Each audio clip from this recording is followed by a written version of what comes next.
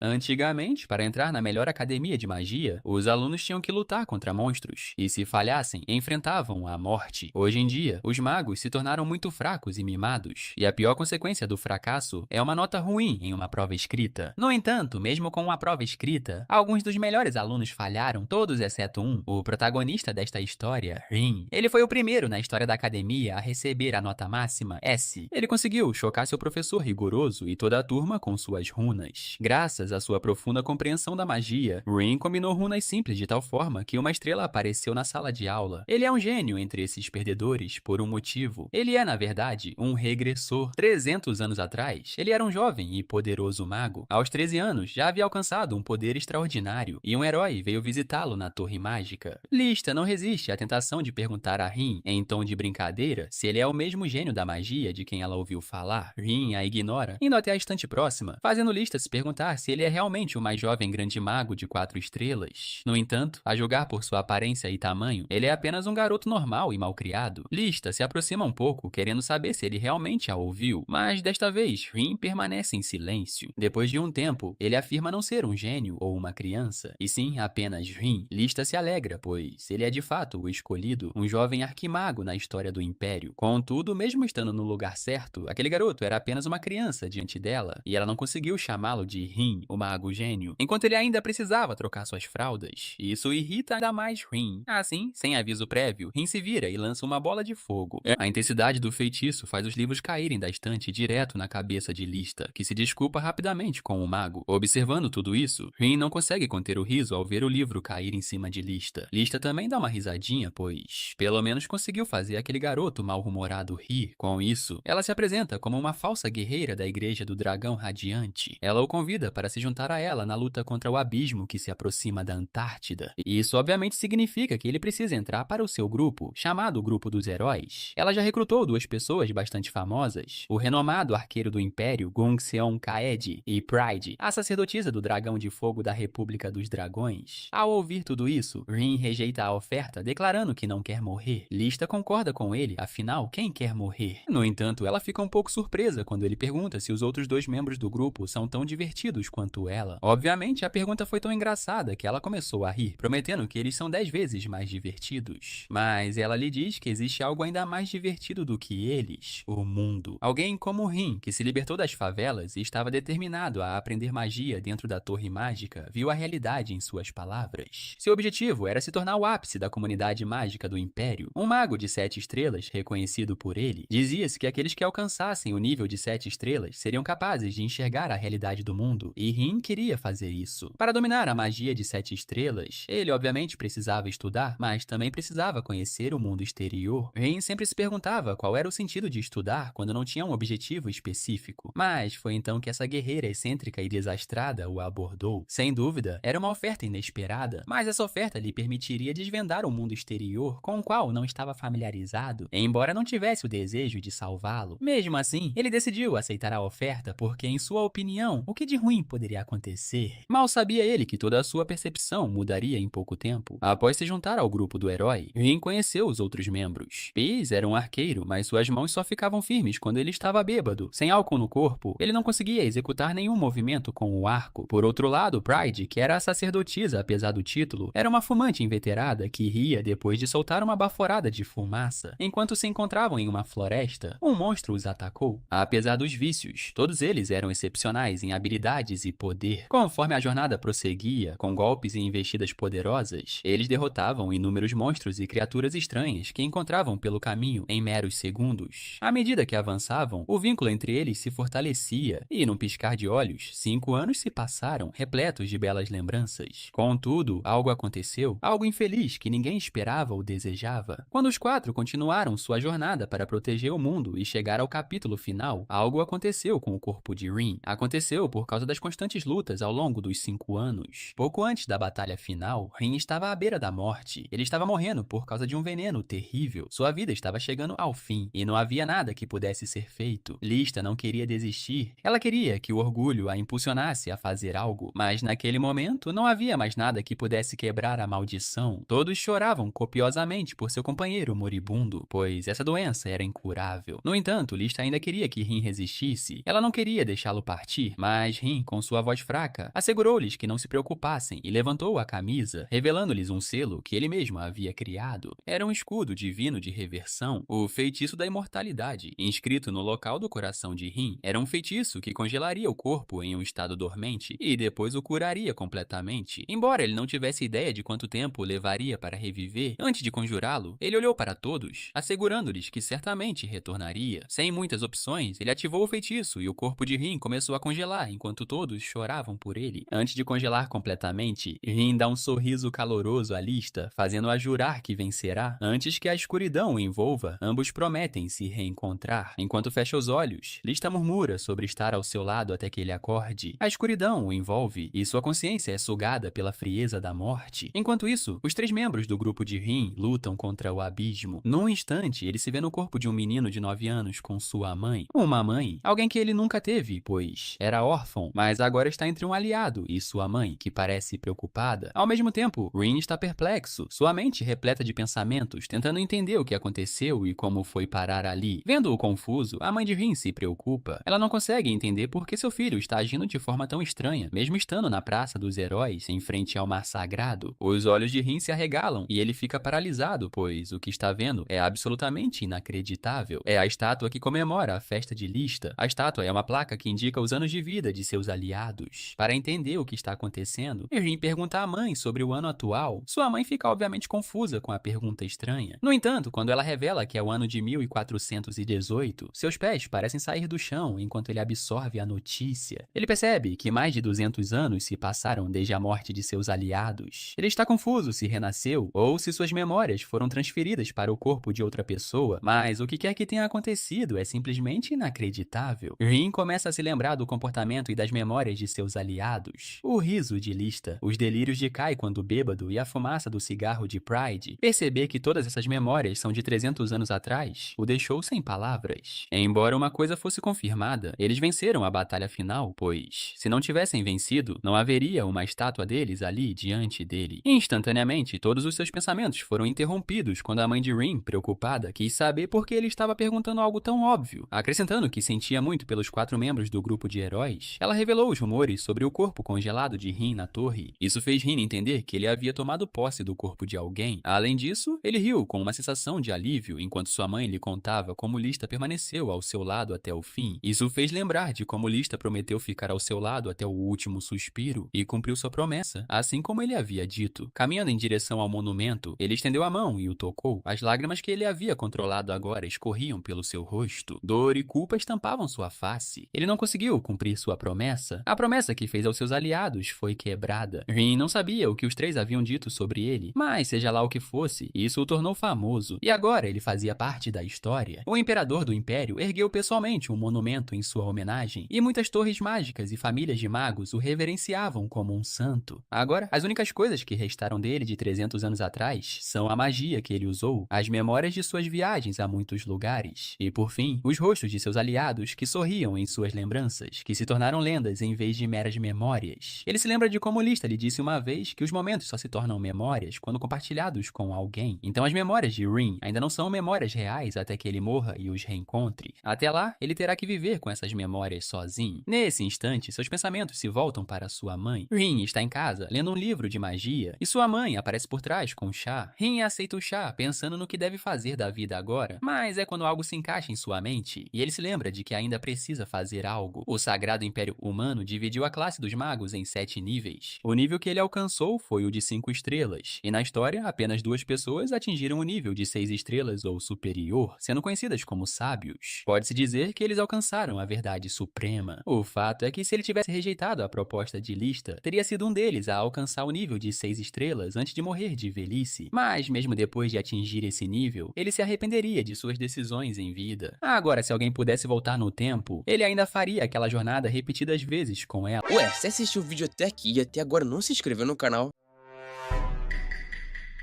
Que isso, mané, você tá vacilando, hein? Bora, meu filho, se inscreve aí pra me deixar muito felizinho, hein? Hein? Mas Lista se foi. Ele se lembra do riso dela e deseja que o mundo fosse repleto de risos e maravilhas. Se o mundo que eles lutaram para proteger fosse realmente como ela o idealizou, ele se lembra de como as pessoas dizem que aqueles que alcançam o ápice da magia, a verdade suprema, podem ver a verdadeira natureza do mundo. Então, com esse pensamento em mente, Rin promete a si mesmo que nesta vida se tornará um mago de 7 estrelas e não desistirá, não importa o quão vazio se sinta. Flashbacks o assombram. Lista, com um sorriso caloroso, sugeriu visitar o campo de flores, com um tom de brincadeira, dizendo que era romântico demais, e ele preferindo ler um livro de magia, já que não via nada de interessante no campo de flores. Os membros do grupo estavam alegres e otimistas, e a jornada com eles foi realmente agradável. Ele afastou esses pensamentos e decidiu se despedir de todas as lembranças agridoce, pois os mortos só podem permanecer no passado. Eles não podem caminhar com eles, já que a vida continua, mesmo quando os entes queridos ficam para trás. Com esse pensamento positivo em mente, a nova vida de Rin começa. Lista pergunta a Rin se ele já desejou ter uma família. Rin responde que não, porque nem sequer sabe como é a aparência de sua mãe. Ele cresceu nas favelas do norte, e se o diretor da escola Osiris não tivesse notado seu talento mágico e o acolhido, ele provavelmente teria vivido como órfão e morrido nas ruas. Pride diz que isso é muito triste, mas Rin afirma que mesmo se tivesse uma família, provavelmente não saberia como lidar com ela. Lista sorri e diz para ele não pensar demais nisso, apenas demonstrar muito amor. Como ele é um garoto de bom coração, tudo ficará bem. Essa era sua lembrança do passado. De repente, uma serva entra em seu quarto, o cumprimenta e diz que vai preparar o café da manhã. Ele se levanta e pensa em 20 dias atrás, quando recuperou as memórias de sua vida passada. Ele reencarnou no corpo de um jovem mestre mimado de 9 anos. Esse garoto, chamado Rain, era o filho mais velho da família Ludwig, uma das 5 famílias mágicas mais importantes do Império. Em sua vida passada, Rin era órfão, mas nesta, ele nasceu na nobreza. Adaptar-se a essa nova vida exigiu esforço, mas ele conseguiu. Logo depois, Rin encontra sua mãe, que lhe diz para ligar para o pai para o café da manhã. Sorrindo, ele vai até o escritório de Kevin Ludwig. Kevin pergunta se Rin dormiu bem, pois ele não parece bem. Rin entrega o recado sobre o café da manhã e Kevin ri, perguntando por que ele veio sozinho. Depois agradece e diz para ele ir comer. Rin, percebendo alguns papéis mágicos sobre a mesa, pergunta se o pai não vai comer. Kevin explica que a apresentação da sua teoria para a semana que vem, comer o deixa nervoso, então ele prefere se concentrar de manhã, quando sua mente está mais clara. E Rin estuda o papel, percebendo onde Kevin está com dificuldades, e se oferece para ajudar. Kevin ri baixinho, perguntando se Rin vai lhe dar um discurso motivacional, mas Rin diz que se refere a ajudar com os círculos mágicos. Kevin diz que agradeceria, mas teme que sua esposa os repreenda por terem pulado o café da manhã. Rin pega a caneta mesmo assim e explica. Ao pegar os princípios da natureza, convertê-los em fórmulas matemáticas, distorcê-los, ajustar as runas, substituir o depósito de runas que entra em conflito com o chá de runas pela colina de runas, e finalmente aplicar a fórmula do Império de 41 para 2, a solução surge instantaneamente. Gotas de suor se formam na testa de Kevin enquanto ele encara o papel com a solução. Nem mesmo os maiores estudiosos do Império conseguiram resolver esse problema, mas Rin o fez com tanta facilidade. Aquele mesmo feitiço de alto nível havia sido ativado 200 anos atrás, e restaurá-lo poderia salvar inúmeras pessoas de desastres naturais. Kevin se pergunta como Rin conseguiu isso e onde aprendeu o básico da magia. Em tese, Rin deveria ter sido uma criança perfeitamente normal, mas considerando sua linhagem Ludwig, isso implicava que ele não havia herdado nenhum talento mágico. Quando Rin pergunta se ele quer jantar com eles, Kevin sorri e o abraça calorosamente. A família de Rin era pequena, seus pais e uma irmã de 6 anos. A pequena que espiava pela porta era Ciri, seus cabelos negros brilhavam como seda e seus olhos vermelhos reluziam. Uma garota adorável que herdara as características da família Ludwig, assim como Rin. Quando Rin se virou para olhá-la, ela fugiu. Não era surpresa, pois em suas memórias, ele nunca fora gentil com ela, nem cruel, apenas indiferente a tudo. Ele se lembra das palavras de Lista, de que ele era um menino bondoso que faria o bem no mundo, e chama Ciri, dizendo que lhe ensinará magia. Ciri espia pela porta, e Rin pergunta se ela quer brincar. Ela foge novamente, mas logo retorna carregando um livro, Fórmulas Básicas para a Magia de uma Estrela. Rin fica atônito. Ela tem apenas 6 anos, e já está estudando essas coisas. Ele se lembra de Lista, o tratando como uma criança, e se internece. Ciri sobe em seu colo, e ele pergunta qual parte ela não entendeu. Então ele pergunta se ela já brincou de casinha. Quando ela acena com a cabeça, Rin explica. Uma casa de palha, uma casa de tijolos. Dependendo dos materiais, os resultados são diferentes. A magia funciona da mesma maneira. O formato do quadrado mágico determina o atributo. Um triângulo significa fogo, um leque significa vento. Portanto, o quadrado em seu livro representa a magia do vento. O próximo passo passo, ele diz, são as runas, que determinam o efeito do feitiço. Runas são palavras mágicas. Yuli significa ligar ou significa dispersar. Por exemplo, gravar Yuli em um triângulo cria um feitiço de ligação ao fogo, mas o lançamento em si usa fórmulas matemáticas. Quando Ciri pergunta inocentemente o que é matemática, Rin suspira e diz que ela precisará de uma equação quadrática para Yuli. Fazendo uma pausa, ele decide começar com algo mais simples, como adição e subtração. Da porta, a mãe e o criado observam.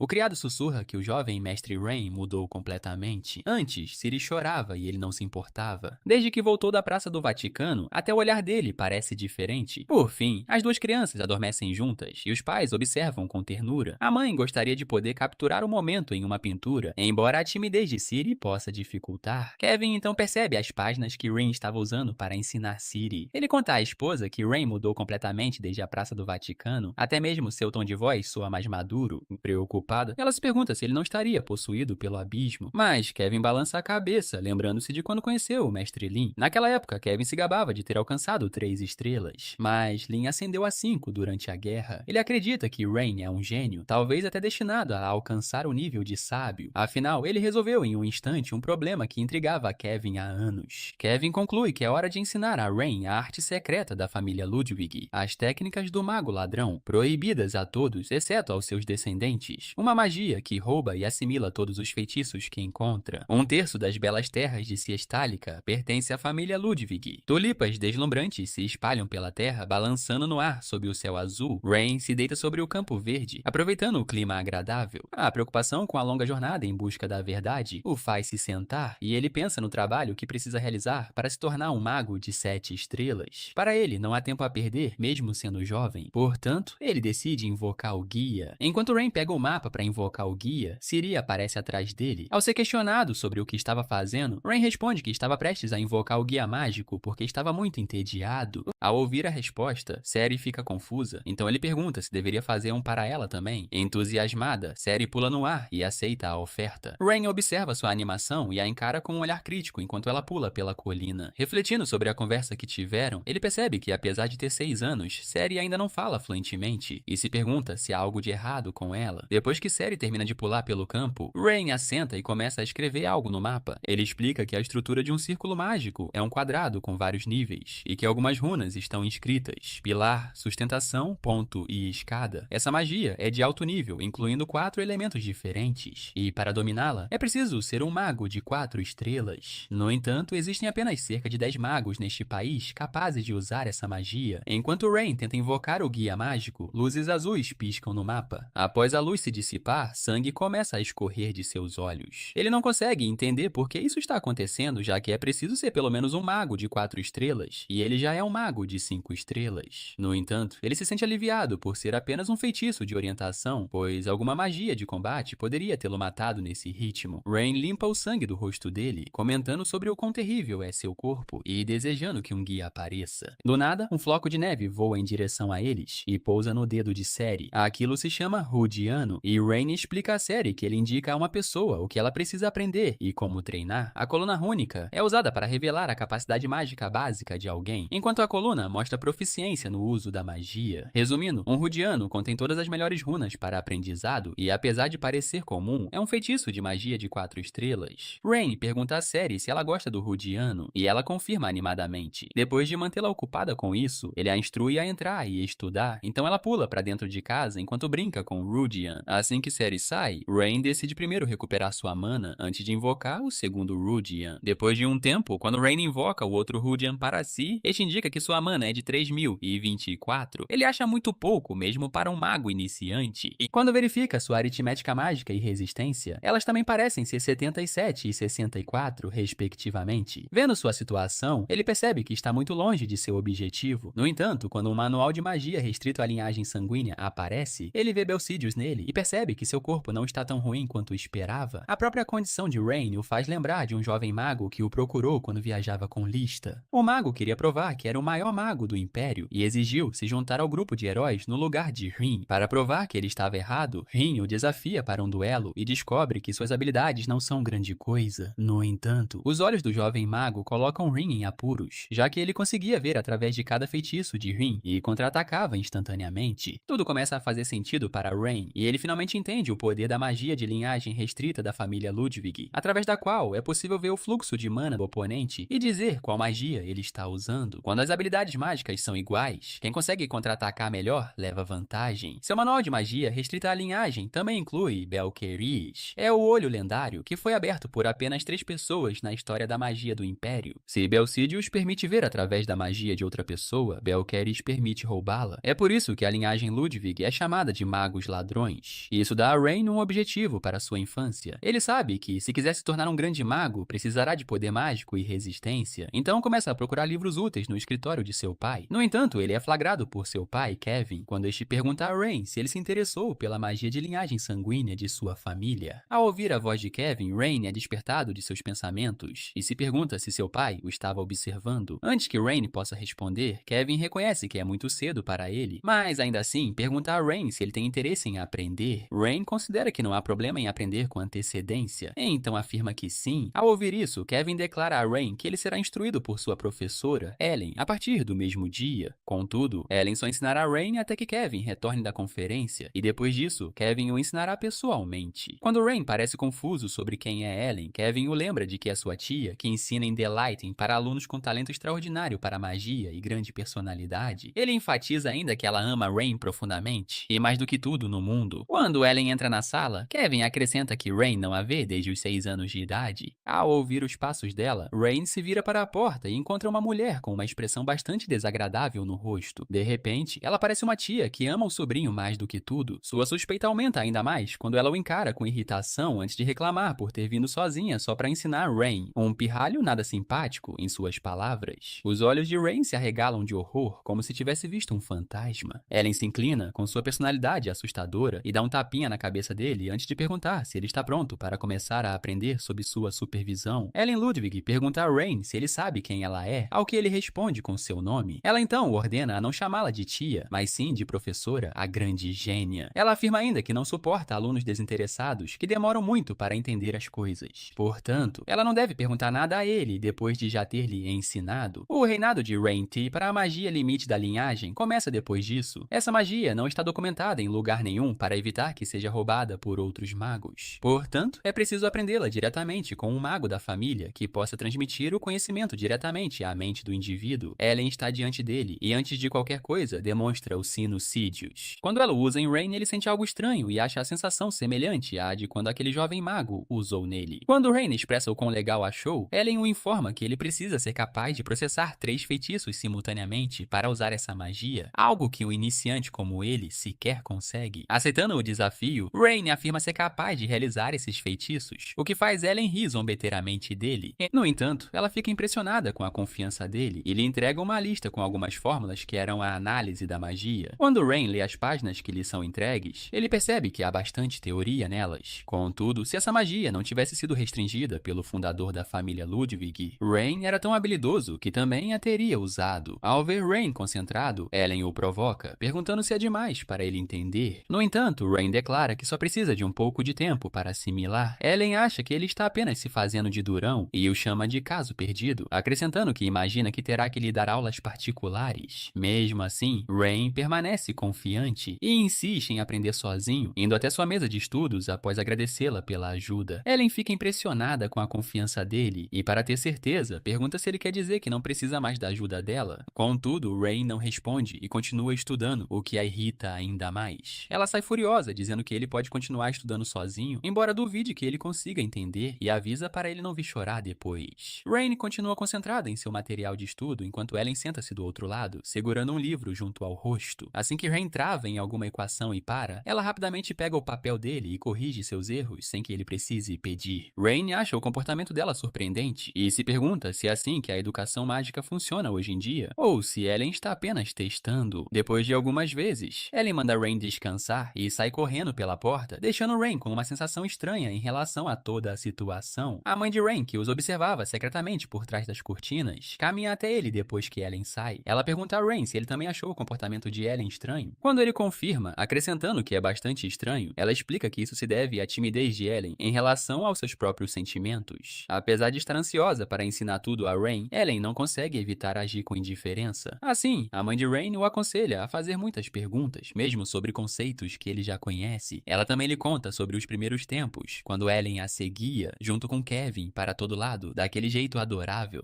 Rain, por outro lado, se pergunta se o significado de adorável mudou ao longo dos anos quando ouve sua mãe chamar Ellen de adorável. Após um intervalo, Ellen volta para o seu lugar e pega seu livro novamente, cantarolando. Rain a observa com desconfiança quando, de repente, percebe que ela o está encarando furtivamente, indicando que ela está, na verdade, buscando ajuda assim que ele se atrapalha. Quando Ellen é pega olhando para ele, ela desvia o olhar e mergulha o rosto no livro antes de voltar a lançar olhares furtivos como antes. Rain acha o comportamento dela ainda mais irritante do que o de sua irmãzinha Ceres, que tem apenas 6 anos. Ele solta um suspiro de cansaço antes de seguir o conselho da mãe e pedir ajuda a Ellen, dizendo que não consegue entender uma certa parte. Ao ouvir isso, Ellen fica surpresa e começa a explicar tudo para ele, animada. Ela demonstra a ele a maneira mais fácil de resolver os problemas, juntamente com a fórmula mais rápida. Para agradá-la ajudando, ele afirma que não sabia disso, embora soubesse. Ela zomba dele por não saber coisas tão básicas e continua a ajudá-lo. Ele continua fazendo perguntas e ela continua explicando tudo para ele, depois de dizer que esta é a última pergunta com a qual o ajudará. Assim são todas as aulas com Ellen. No entanto, isso ajudou Rain bastante a melhorar seu aprendizado teórico e prático. No 10º dia de aula, Rain sente uma dor tão aguda nas retinas que parece que sua cabeça vai explodir. Ele sente como se todo o sangue estivesse fluindo para sua cabeça e seus olhos ficaram vermelhos. De repente, um sinal aparece em seus olhos vermelhos brilhantes e ele começa a ver muitos números e equações. Todas as informações começam a ser transmitidas para sua cabeça na forma de equações matemáticas. E por um momento, ele se pergunta se está se transformando no criador do universo. Rain não consegue entender completamente o que está acontecendo com ele, então decide ver como sua magia se manifestaria após esse acontecimento. Ele cria uma bola de fogo com sua magia e vê números e equações ao redor dela. Isso o faz perceber que era isso que teria acontecido aos olhos daquele jovem mago que ele conheceu 300 anos atrás. E por meio dessa magia, o jovem mago teria interpretado a magia de Rin na forma de números e equações. Intrigado com essa revelação repentina, ele pergunta a Ellen se não é realmente incrível. Quando ela não responde, ele se vira para olhá-la e encontra uma expressão de descrença em seu rosto, enquanto ela questiona o fato de Rain ter alcançado essa magia em apenas 10 dias. Ele fez o que ela jamais imaginou ser possível. Mesmo após anos de treinamento especial, a tia Ellen levou 7 longos anos para aprender um feitiço poderoso chamado Belcidius. Outro feitiço avançado, Belkyros, leva cerca de 70 anos para ser dominado, mas Rain surpreende a todos ao aprender Belcidius em apenas 10 dias. Além disso, Rain já consegue conjurar vários feitiços simples simultaneamente, mesmo sem nenhuma experiência mágica. Ao presenciar isso, Ellen percebe que Rain pode ser um gênio raro. O pai de Rain permanece calmo enquanto observa tudo. De fato, ele agora sabe que seu filho o superou. E mais tarde, ele se volta para Judge, seu servo leal, e lhe dá a tarefa de escrever uma carta para o avô de Rain, o antigo chefe da família Ludwig. Ele quer que a carta diga que Rain possui um talento excepcional e precisa ser ensinado por alguém superior, com o que Judge concorda e promete escrever a carta com o máximo respeito. Com o fim da primavera, um verão curto e estranho começa, mas este verão não parece normal, pois se estende indefinidamente com nuvens escuras cobrindo todo o continente. Além disso, Rain cai todos os dias, tornando tudo mais pesado e lento. Durante este longo verão, Rain permanece incrivelmente ocupado, pois, durante o dia, continua aprendendo magia avançada da família com a tia Ellen. Mesmo com tudo isso acontecendo, Rain encontra tempo para ensinar a Sari os passos básicos da magia, guiando-a pacientemente por tudo o que ela precisa saber. À noite, Rain se esforça ainda mais e treina tanto seu corpo quanto seu poder mágico, preparando-se para os desafios que estão por vir. O que Rain aprende com Ellen e com os livros de magia modernos o choca, pois, como alguém nascido há 300 anos, Rain consegue ver claramente o quanto a magia evoluiu. Feitiços complexos agora são simplificados, conjurados mais rapidamente e causam muito mais dano. Comparado à época de Rain, os padrões da magia hoje são inacreditavelmente altos. De fato, Rain percebe algo importante. Se lutasse contra um mago moderno de 4 estrelas agora, ele poderia perder. O mundo mágico se fortaleceu com o tempo e, em seu nível atual, tornar-se um mago de 7 estrelas parece inatingível. É por isso que Rain sabe que precisa de mais força e muito mais conhecimento. Com um objetivo claro em mente, Rain finalmente aborda seu pai e pede para ir à capital mágica, pois acredita que se Rain treinar e estudar lá por cerca de 3 anos, poderá alcançar a nova era. Enquanto Rain se prepara mentalmente para partir, sua irmã percebe e pergunta para onde ele está indo. Rain explica que seu desejo é ir para a capital mágica, chamada Rosa Dourada, e estudar magia em Delayton, a universidade mais prestigiosa do Império. Depois disso, Rain se vira para seu pai e pede permissão, confiante em seu pedido, mas seu pai imediatamente diz não. Além disso, a irmãzinha de Rain, preocupada e emocionada, implora para para que ele não vá, ao que Rain responde gentilmente que não pode ficar porque seu objetivo é muito importante. No entanto, seu pai se mantém firme e lembra Rain de que ele ainda tem apenas 10 anos e que é muito cedo para morar longe de casa. A maioria das crianças de famílias mágicas se matricula em Delayton aos 16 anos, não antes, e esperar até lá não vai atrasar Rain. Então algo inesperado acontece. Sua irmã menciona uma reunião muito mais importante que está prestes a acontecer. Seu pai entrega uma carta do avô de Rain, e até a tia Ellen fica chocada ao ouvir isso. Enquanto Rain assimila a notícia, ele percebe o que ela significa.